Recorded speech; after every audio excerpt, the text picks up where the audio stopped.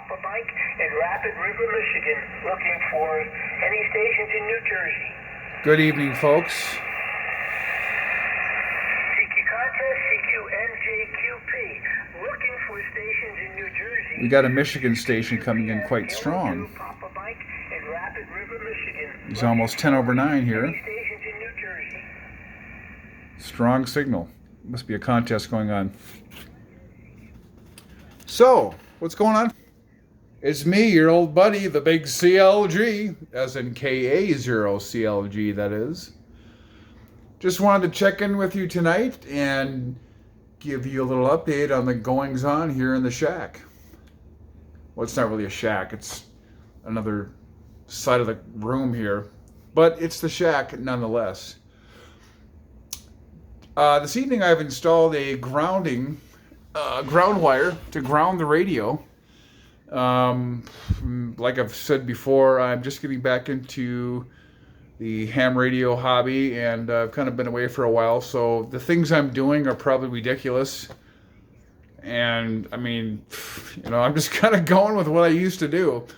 There's definitely room for me to get back into the books and kind of restudy and get refamiliarized with all the changes that have gone on over ham radio since 1978, 79 when I first got into the hobby.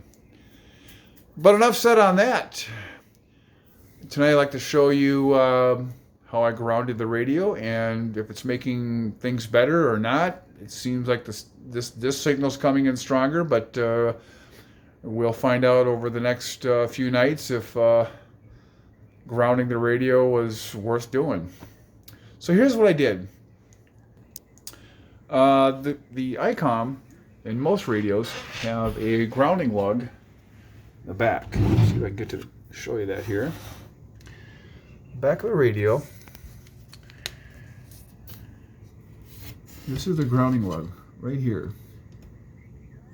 And this wire, this brown wire, is a 50-foot spool of wire I bought at Menards today.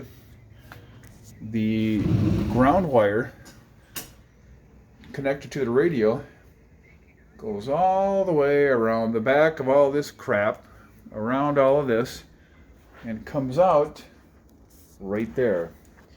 Let me get my flashlight. So there's the ground wire, okay?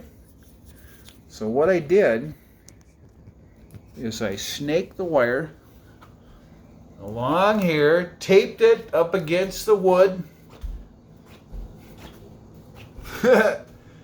It works.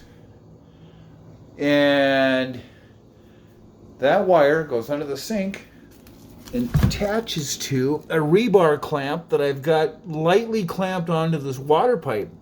So I'm grounded to this water pipe. It's incoming cold water. It goes up to the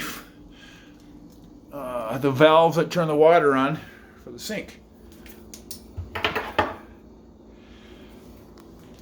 Now, was that proper grounding? I'm not really sure. But I've heard that there's one technique when you are 3 stories up, which is where I'm at, that you can try to ground the radio. Now, I think was it last night or the night before, I was seeing that the signals weren't coming in that great. Well, I believe part of the reason for that is this. The sunspot cycle activity. This chart is showing where we are at in the 10-year sunspot cycle. Right now, right here. So we're starting a new cycle. So with this relatively low amount of sunspots, I believe on spaceweather.com today it said there's no sunspots.